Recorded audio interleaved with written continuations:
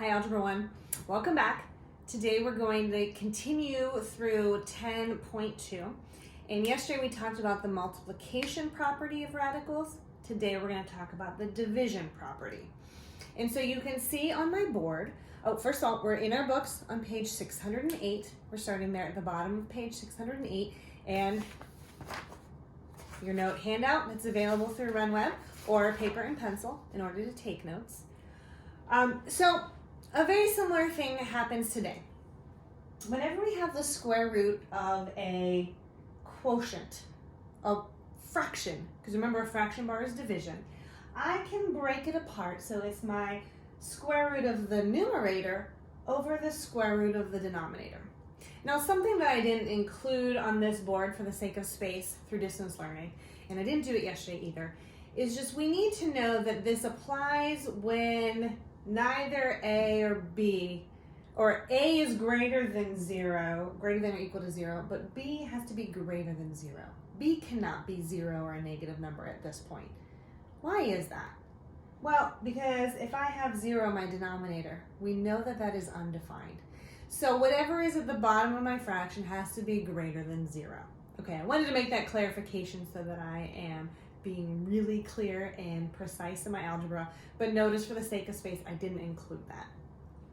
Because all the problems that we're going to deal with are not going to deal with zeros, okay? So if I have a fraction underneath a radical, I can break it apart and have my radical in the numerator and my radical in the denominator. This is very similar to our power rules.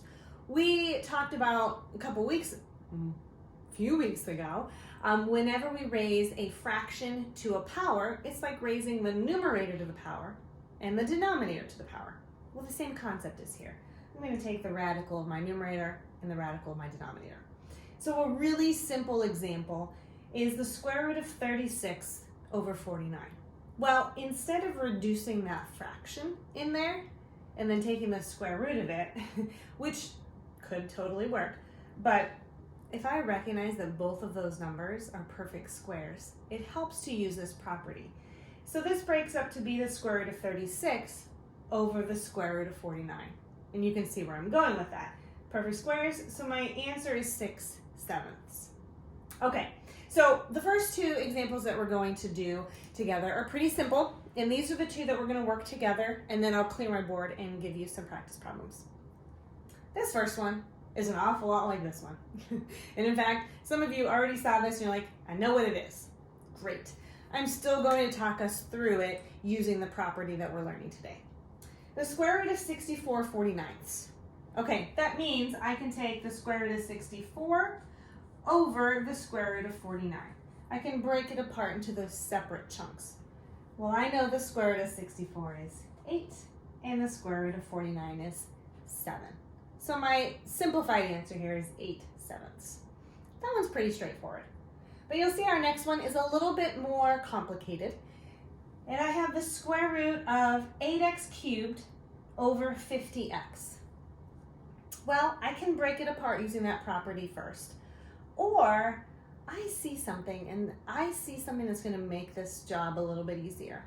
If I simplify the fraction first, then use my property, it's going to be a lot easier. So I see that 8 and 50 are both divisible by 2. So I'm going to reduce my fraction. So I'm going to keep it all under one radical for now and divide top and bottom by 2. Right now, if you are seeing that, you see why I did that. Because, wait a minute, 4 and 25 are both perfect squares. So I'm making my job easier in the end. Then I have x cubed divided by x. Well, using my power rules, x cubed divided by x is x to the 3 minus 1. When I divide with powers, I subtract. So I end up with x squared in the top. Now you can see pretty simply how applying this property, though, makes this step a lot easier. That means I have the square root of 4x squared over the square root of 25. I broke them apart and took the square root of my numerator separately and my denominator separately, because they're both perfect squares. my answer is 2x over 5. Now you'll notice that I didn't have to demonstrate for you how to break the square root of 4x squared into the square root of 4 times the square root of x squared. That's what we did yesterday. So at this point, you should be able to think through that either by breaking it apart on your own or doing it mentally like I did. Okay, so these are the type of problems that we will be working with today. I'm going to clear just the bottom of my board right now, leave this rule up here, and give you 2 practice problems for you to try on your own before we move into the next part of today's lesson. Okay, and as you know, from all of our many weeks together on distance learning, as well as in the classroom, these problems just come from your book and they're the Got It problems.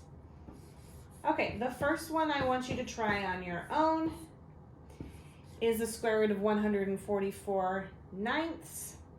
And then we'll make the next one a little bit harder.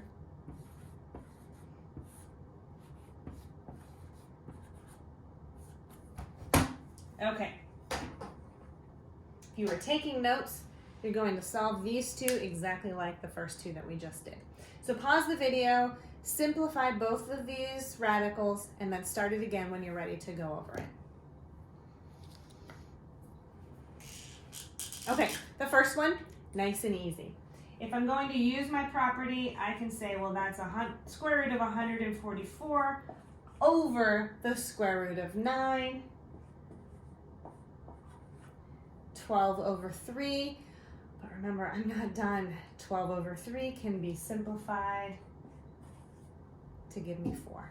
So the answer for my first practice problem is just 4. Look at the second one. 36a over 4a cubed, all under my radical. Now, what you can do to make this easier is to simplify the fraction first and then take the radicals of the numerator and the denominator. So that's what we're going to do here. 36 divided by 4, we like that, that's 9. A over a cubed, using my power rules. Remember, that's a to the first, and when I divide with exponents, I subtract. So 1 minus 3 gives me negative 2, or I put positive 2 in my denominator. Okay, but remember, this is still under that radical. I've simplified it first underneath. Now I'm ready to use my property, my division property of radicals, and break that apart to be the square root of 9 over the square root of a squared. Both of those are perfect squares, so you can see why that was helpful.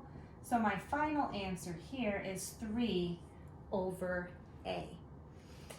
Notice and remember that we like all of our exponents to be positive in our answers. So I like keeping the a in the denominator. If I wanted to have that in the numerator, it would be 3a to the negative first power. And remember, we don't like that. So keeping it in the bottom is great. Okay, I'm going to go ahead and move my board here in a second.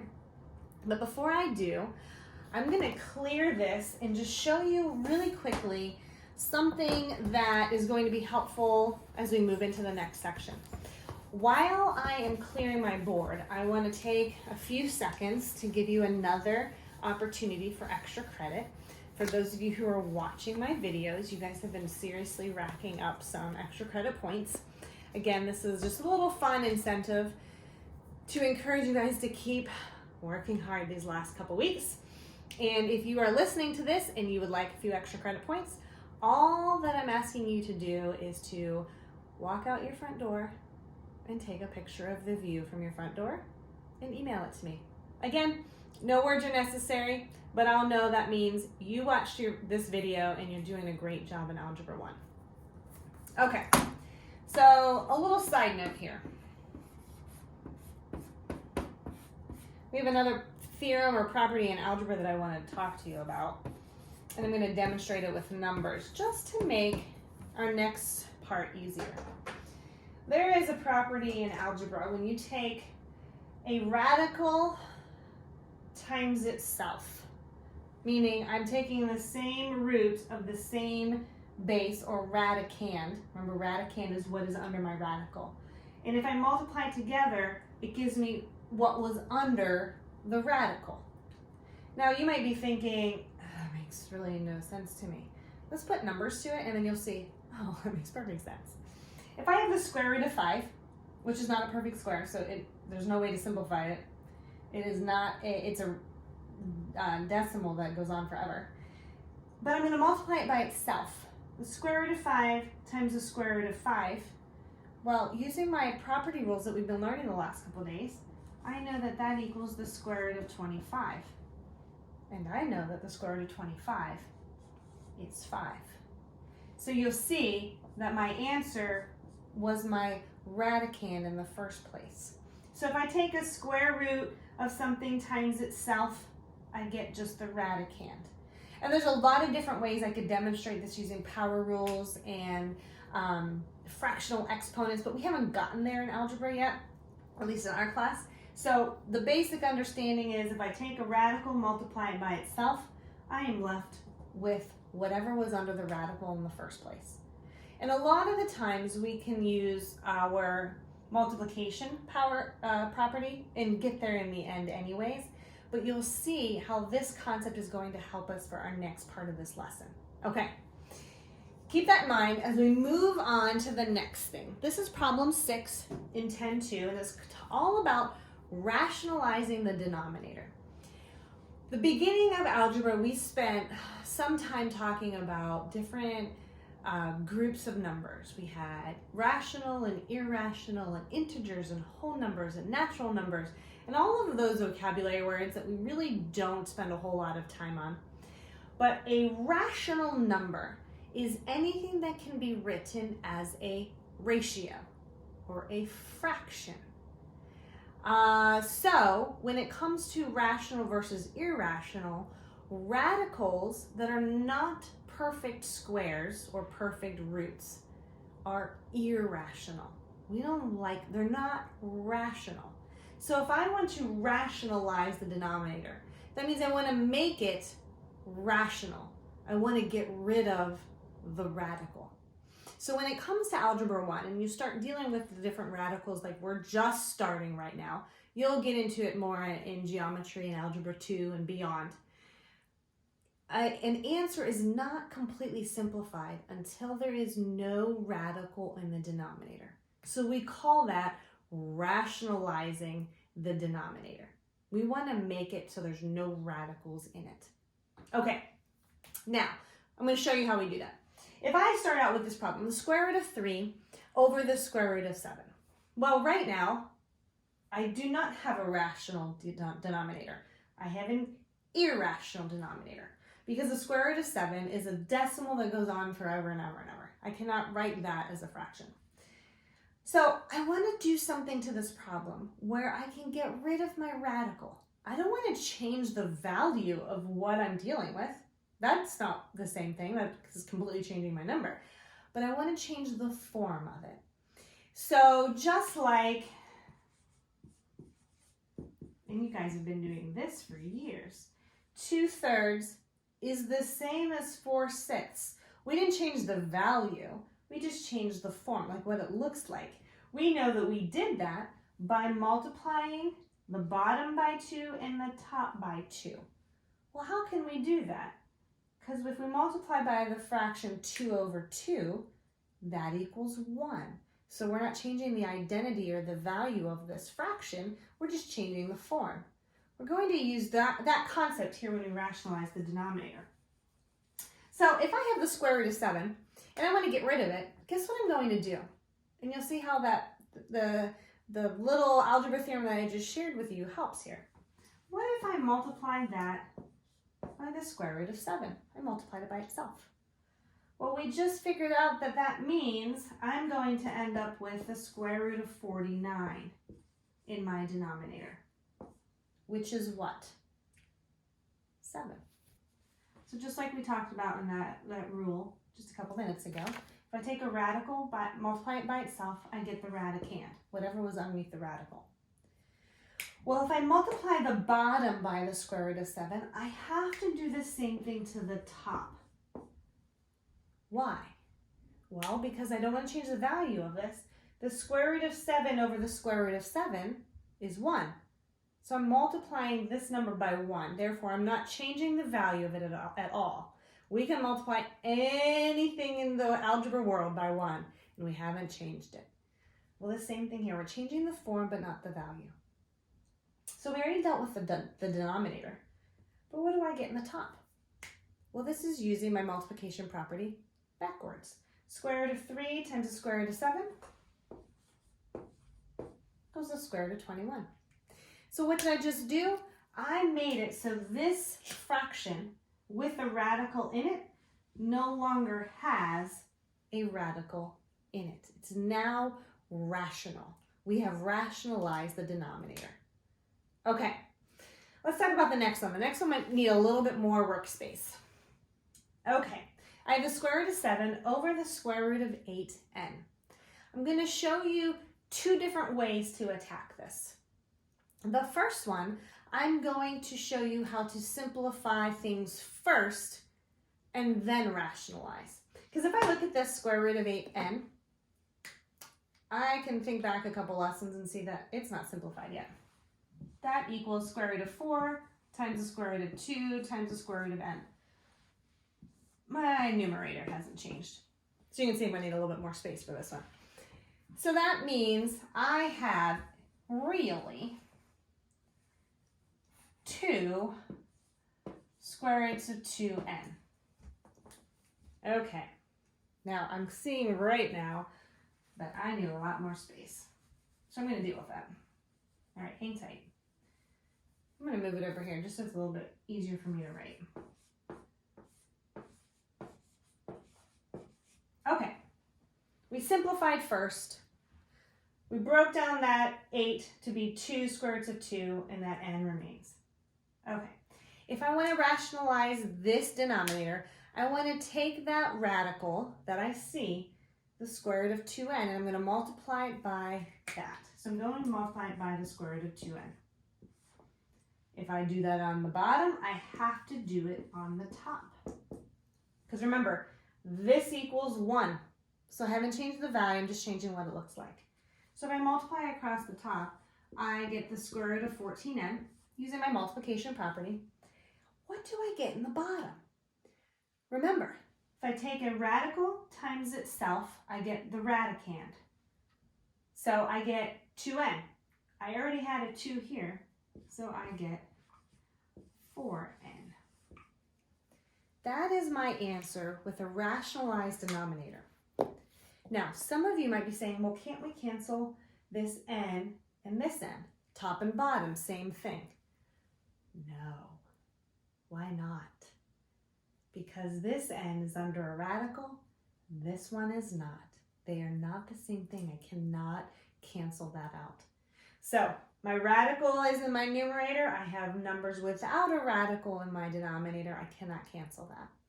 So this is my final answer. Okay, those two examples are going to help you with the two practice problems. I'm going to go ahead and clear my board. Oh, before I do that, oops. I told you I was going to show you two different ways to do this. I did it first the way of simplifying it first and then rationalizing. I'm going to show you how to rationalize first, then simplify. Okay, so hang with me here. I'm going to just move this. Let me rewrite the problem so I can show you the other way to do this, because you'll get the same answer either way. It's about preference. Okay, so going back to our original problem, square root of 7 over the square root of 8n. Okay, so for this method, I'm going to show you how to rationalize first, then simplify. So that means I'm not going to break this down. I'm just going to deal with this radical. So if I want to rationalize first, I'm going to multiply by whatever is under my radical, or multiply it by my radical. Sorry, I'm thrown by this squeaky, nasty marker. So I'm going to multiply the bottom by the square root of 8n. I know from my property that we just talked about, a radical times itself gives me the radicand. However, if I multiply the bottom by the square root of 8n, I have to do the top, because this equals 1. So I'm not changing the value, I'm just changing what it looks like. And then I get square root of 56n. Okay, I'm not done, because that square root of 56 can be broken down to be 4 times 14. And then that's square root of n. So you can see I'm showing you every step. Again, some of you will be able to do some of this mentally. My last step here is just to see that this is 2. Square root of 4 is 2. Now I can do some canceling and reducing. This 2 is not under the radical. This 8 is not under a radical, so I can divide both of them by 2. So my final answer is the square root of 14n over 4n. Same thing I got the other method. So you can choose rationalize first, then simplify. Or you can choose to simplify first, then rationalize. Either way, you're going to get the right answer. Okay, now I'm ready to clear my board and put up 2 practice problems that you can pause the video for and then come back and we can talk about it. Now, I do know that this lesson is a little bit longer. Today, it's longer than what I typically like. At least it feels that way. Because this rationalizing concept is new for us. And so I want to make sure you are feeling comfortable with it. Okay, I'm going to give you 2 problems to rationalize. When it comes to the second problem, you choose whether you want to simplify first or rationalize first. It doesn't matter. I'm only going to choose one way to go over it. Okay, go ahead and pause the video. Come back when you're ready to talk about this. Okay, let's go over these 2 practice problems, and that will be it for today's lesson. My first one, I have the square root of 2 over the square root of 3. Well, I have a radical in the denominator, and I don't want it. So I'm going to multiply top and bottom by that radical. Remember, square root of 3 over the square root of 3 is 1, so I haven't changed the value. So I get the square root of 6 over 3. Completely simplified, there's nothing else I can do. That one is not as hard. This next one, though, is I'm going to choose to simplify first. So this square root of 18m is 3 square roots of 2m. Because you can see I broke it down to 9 times 2. Square root of 9 is 3. This has to remain. So at this point, after I simplified it, then I'm going to take that radical that is in the denominator and multiply top and bottom by that radical. Remembering that I want it to be the same top and bottom. Because this quantity, or that, equals 1. So I'm not changing anything. So if I multiply straight across it, I know that I'm running out of room. I'm really sorry. In the numerator, I get the square root of 10m. In the denominator, a radical times itself gives me the radicand. So it gives me 2m times 3 gives me 6m. So my answer is the square root of 10m over the over 6m. Remember, no, I don't have a radical there because that's what I'm trying to do. Remember also, I cannot cancel this m with this m. This one's under a radical, this one's not. I can't cancel them. Okay, that's it for today's lesson. You have some suggested book problems listed on RenWeb or on your note handout, and you have one Khan Academy assignment for today. It's about rationalizing the denominator, the last part of what we did. And that lesson, as well as the 2 from yesterday, are due Tuesday at 5 p.m. Okay, that's it for today, and I will see you tomorrow.